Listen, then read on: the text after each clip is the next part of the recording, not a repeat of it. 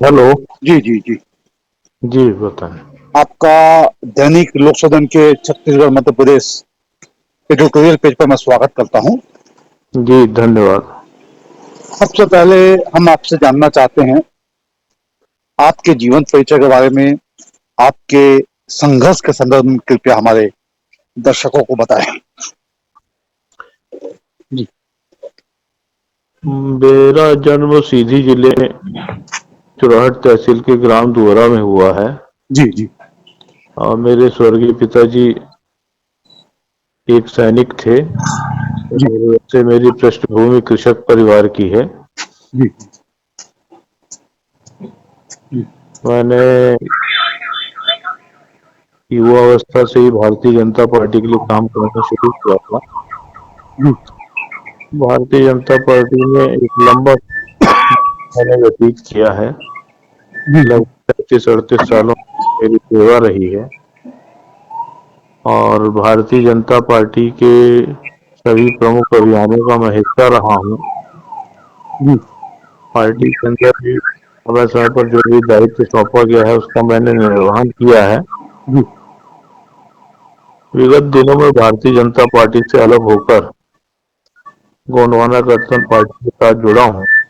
जी, अलग होने के कई कारण हैं। जी, एक तो भारतीय जनता पार्टी का जो वर्तमान नेतृत्व है उसके साथ मेरी संगत नहीं बैठ रही थी जी, और साथ ही साथ भारतीय जनता पार्टी की जो सरकारें हैं जी, उनके क्रियाकलाप से भी मैं बहुत संतुष्ट नहीं था। हाँ, मुझे ऐसा लगता था कि इन विषयों को जनमानस के बीच में उठाना चाहिए जी, और पार्टी फोरम पर मैंने बात किया है, लेकिन पर्याप्त तवज्जो नहीं मिली और कुल मिलाकर आप कह सकते हैं कि कहीं न कहीं मैं ऐसा महसूस कर रहा था कि मैं उपेक्षित हूँ। तो इसके कारण मैं पार्टी से बाहर आ गया और विभिन्न राजनीतिक दलों की भीड़ में मुझे गोंडवाना गणतंत्र पार्टी इसलिए अच्छी लगी क्योंकि ये गरीबों की पार्टी है, आदिवासियों की, मजदूरों की, किसानों की पार्टी है और ये सब गरीब से जुड़े लोग जुड़े हैं और इन्हीं के लिए मुख्यतः मैं राजनीति करता हूँ, इन्हीं के लिए संघर्ष करना चाहता हूँ। इससे मुझे लगा कि थोड़ा अव्यवस्थित ही सही लेकिन ये उपयुक्त मंच है और आगे की राजनीतिक जीवन की यात्रा इस पार्टी के माध्यम से जी। संक्षेप में मेरा इतिहास यही है। जैसा कि आपके बारे में हम बहुत सुन भी रहे हैं, आपने कुछ बताया भी हमारे दर्शकों को। हेलो। आपको जी, आप किसी भारतीय जनता पार्टी में आपको एक बड़ा स्थान भी मिला और हम्म। राज्यसभा के मेंबर बने, हम्म। तो ऐसे में आम जो आवाम है वहाँ यह प्रश्न उठ रहा है कि भारतीय जनता पार्टी के बाद आपको तो कांग्रेस भी हाथों हाथ ले सकती थी, मगर आपने गोरवाना का दामन क्यों और किस लिए थामा? ये भारतीय जनता पार्टी ने मुझे निश्चित रूप से स्थान दिया और वह स्थान मुझे कोई ऐसा गिफ्ट में नहीं दिया गया कि मैं कांग्रेस का काम करते हुए भारतीय जनता पार्टी में आ गया हूँ और मुझे राज्यसभा का सदस्य बना दिया गया, जी, जैसा कि आजकल चलन में है जी, कि दूसरी पार्टी चाहे हुए लोगों को लोकसभा का टिकट थमा देते हैं, जी, राज्यसभा का सदस्य बना देते हैं, मंत्री बना देते हैं, मुख्यमंत्री बना देते हैं, केंद्रीय मंत्री बना देते हैं। जी, जी, तो हमने भी 37-38 साल इसी भारतीय जनता पार्टी के लिए अपने इलाकों में घनघोर परिश्रम किया। बड़े गर्व से कहता हूँ कि मैं भारतीय जनता के संस्थापक लोगों के बीच में से का व्यक्ति हूँ और भारतीय जनता पार्टी के जितने बड़े अभियान हुए हैं तो उन अभियानों में अपनी जान हथेली लेकर शामिल हुए, हथेली पर लेकर शामिल हुए हैं। तो ये कोई शौक की बात नहीं है और मैं बहस में भी ज्यादा नहीं उलझना चाहता कि पार्टी क्या दिया क्या नहीं दिया कैसा है। मैं तो वर्तमान परिस्थितियों का हवाला दे रहा हूँ कि वर्तमान परिस्थितियां जो है भारतीय जनता पार्टी की काम करने लायक नहीं थी, कम से कम मेरे लिए।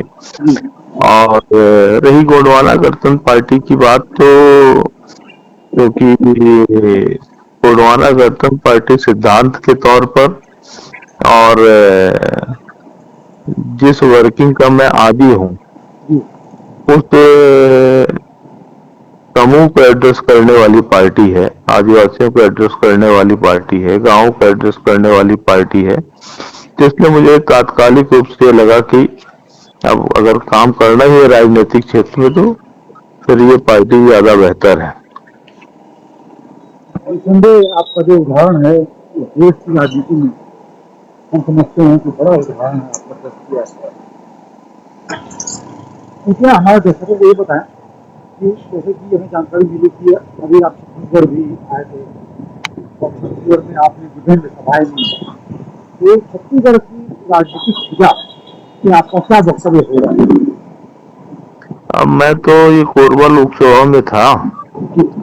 कोरबा लोकसभा में अभी गोंडवाना गणतंत्र भारतीय जनता पार्टी की 6 विधायक हैं और गोंडवाना गणतंत्र पार्टी का 1 विधायक है, कांग्रेस पार्टी का 1 विधायक है। तो अब ये जो समीकरण है, इस समीकरण को कुछ ऐसा बहुत ज्यादा कहने लायक नहीं है, लेकिन मैं इतना अवश्य कहना चाहता हूँ कि पिछले विधानसभा चुनाव के परिणामों के आधार पर कि गोंडवाना गणतंत्र पार्टी को 1,75,000 वोट मिलते हैं इस लोकसभा क्षेत्र में, और 1 लाख वोट और मिल जाए तो पार्टी जीतने तक पहुंच सकती। पिछली बार जो कांग्रेस के प्रत्याशी हैं इसका महंत जी लगभग इसी के आसपास वोट पाकर चुनाव जीती थी। और ये कह सकता हूँ कि अभी जो मैंने अनुभव किया कोरबा लोकसभा में, और विशेष रूप से सोनहत और जनकपुर क्षेत्र में, तो वहाँ पे संघर्ष भारतीय जनता पार्टी और गोंडवाना गणतंत्र पार्टी के बीच में ही है। वहाँ पर कांग्रेस पिछड़ती हुई मुझे दिख रही है। ये कोरबा लोकसभा अंचल में आपने किन किन जगहों पर जाकर सभाएं ली, लोगों से मिले आप? हेलो जी जी बताएं। हाँ दादा, मैं जानना चाह रहा था क्योंकि मैं भी कोरबा ही लोकसभा क्षेत्र में रहता हूँ, तो मैं जानना चाह रहा था कि आप किन किन क्षेत्रों में आए थे और कहाँ आपने सभाएं ली? एक तो मैंने सोनहत में बड़ी सभा ली, मैंने जनकपुर में हेडक्वार्टर बनाया था, मैं कुमारपुर तरफ भी गया था, और बैरागपुर गांव है, गांव में उतर गया मैं। फिर एक सभा मैंने इधर उत्तर दिशा में उत्तर तरफ लिया था। ऐसे मैंने 5-6 सभाएं किया और 5 ही सब छोटी छोटी मिलना जैसा था। कहीं पर 10 लोग इकट्ठे बैठे थे, कहीं 5 लोग बैठे थे, तो वो सभा नहीं, चर्चा ज्यादा थी उसमें। हाँ, ऐसे में क्योंकि आप बहुत ही जड़ से जुड़े हुए शख्सियत हैं, हम जानना चाहते हैं छत्तीसगढ़ की जो आज भाजपा सरकार है उसके कामकाज को आपने किस किस से देखा छत्तीसगढ़ में आकर के?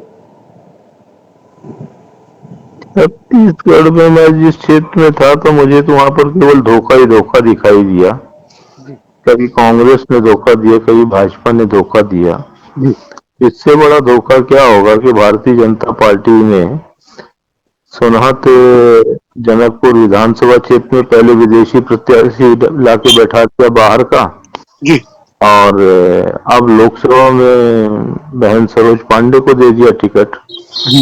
बहन सरोज पांडे को मैं व्यक्तिगत रूप से जानता हूँ, अच्छी महिला है, लेकिन मुझे लगता है कि उनका नैतिक हक नहीं बनता है यहाँ पर कोरबा में लड़ने का। उनको लड़ना था तो दुर्ग में पार्टी लड़ाती है, रायपुर में लड़ चुकी है, रायपुर से लड़ सकती थी वो। जी जी जी 16 लाख मतदाता है कोरबा के, उस 16 लाख मतदाताओं में कोई योग्य व्यक्ति नहीं है भारतीय जनता पार्टी के पास कि जिसको लोकसभा के चुनाव लड़ा सके। जी जी इसी तरीके से जनकपुर और सोनहत विधानसभा क्षेत्र में भी कोई व्यक्ति नहीं था जिसको विधायक के लिए चुनाव लड़ा सके। लोग बाग देखिए, प्रैक्टिकल पॉलिटिक्स की बात करें जी तो लोग बाग बहुत कठोर कठोर परिश्रम करते हैं, 5 साल तक अपना पैसा अपना समय का निवेश करते हैं, लोगों को जोड़ते हैं पार्टी से, और फिर अंतिम समय में पार्टी जब किसी दूसरे को टिकट दे देती तो लोग बाग ठगा महसूस करते हैं। छूट गया है, पानी है।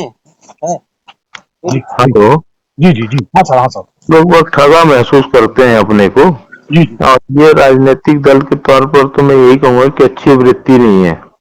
जी जी जी ये राजनीतिक दल जो है अपने प्रिय पात्रों को दूसरे के कंधे पर रखकर पैराशूट से ड्रॉप कर देते हैं और उनको ऊपर की राजनीति में खींचने का प्रयास करते हैं।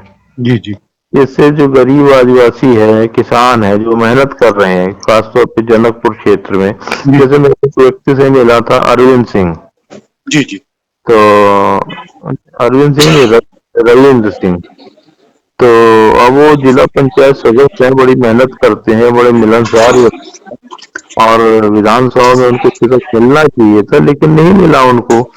रेणुका सिंह को ड्रॉप कर दिया और इस नाम पर कह दिया कि उनको मुख्यमंत्री बनाएंगे, मुख्यमंत्री बनाएंगे। जी जी अंत में न रविंद्र सिंह को लाभ हुआ न रेणुका सिंह को कोई लाभ हुआ, दोनों ये संतुष्ट हैं। जी जी रेणुका सिंह इसलिए संतुष्ट है कि हमको केंद्रीय मंत्री से लाके विधायक बना दिया। जी जी जी रविंद्र सिंह इसलिए संतुष्ट है कि बेचारे ने अपने सीमित संसाधनों से 5 साल मेहनत किया, जी भारतीय जनता पार्टी के लिए वोट इकट्ठे किए, इंटैक्ट रखा, अंतिम में पार्टी ने उसको ठेंगा दिखा दिया। जी जी जी तो अभी उस विधानसभा क्षेत्र में तो अच्छा माहौल नहीं है, यद्यप भारतीय जनता पार्टी के वोट हैं, कुछ विशेष समूह उनका समर्थन कर रहे हैं भारतीय जनता पार्टी का। जी जी हाँ, लेकिन हो सकता है भारतीय जनता पार्टी वो विधानसभा क्षेत्र लूज कर जाए, या तो जीतेगी तो नॉमिनल मार्जिन से ही जीतेगी। जी जी हाँ। सर अंतिम में आपसे हमारा आग्रह है, हम्म गोंडवाना गणतंत्र पार्टी से आप भी प्रत्याशी थे, हम्म तो अपने लोकसभा क्षेत्र के संदर्भ में हम्म थोड़ा हमारे दर्शकों को बता। मेरा लोकसभा क्षेत्र जिससे मैं चुनाव लड़ा था वो सीधी सिंगरौली क्षेत्र है। जी जी बड़ा कंट्रास्ट है, एक तरफ सिंगरौली में औद्योगिक विकास है, उसके कारण वहां पर एक अलग तरह की समस्या है लोगों की विस्थापन की, जीवन जीने योग्य परिस्थितियों की। जी और दूसरी तरफ सीधी जिला है जो आधा कृषि प्रभावित है और आधा वनांचल से प्रभावित है। अब ये बहुत क्षेत्र पिछड़ा हुआ है, लोगों के पास रोजगार के साधन नहीं है, सिंचाई के साधन नहीं है, कृषि उत्पादन बहुत कम है और बेरोजगारी बड़े पैमाने पर व्याप्त है। शहर भी बिल्कुल बड़े गांव से दिखाई देते हैं और कोई एक नियोजित प्लान नहीं है शहरों का जी जिसके आधार पर उसका विकास सुनिश्चित हो। जी तो कुल मिलाकर परिस्थितियां बहुत अच्छी तो नहीं कही जा सकती हैं। अब मैंने प्रयास किया है गोंडवाना गणतंत्र पार्टी के माध्यम से, अगर जनता मुझे समर्थन करती है, वोट दिए होंगे जनता ने, तो सदन में जाकर इन सब बातों को प्रमुखता से उठाऊंगा और सरकार से इन समस्याओं का हल ढूंढने का प्रयास करूंगा। और नहीं किसी कारण से मैं आशीर्वाद एकत्रित करने में सफल होता तो फिर मैं यहाँ पे सड़कों पे आवाज बुलंद करूंगा, जनता को साथ में लेकर संघर्ष करूंगा। लेकिन इतना जान लीजिए कि अगला दौर गोंडवाना गणतंत्र पार्टी का है मध्य प्रदेश और छत्तीसगढ़ में, तो जी हम साबित करके रहेंगे। जी जी जी जी जी आपने अपना कीमती समय दिया हमें, आपका बहुत बहुत हृदय से आभार व्यक्त करते हैं हम। जी जी, धन्यवाद धन्यवाद। जी अच्छा। जी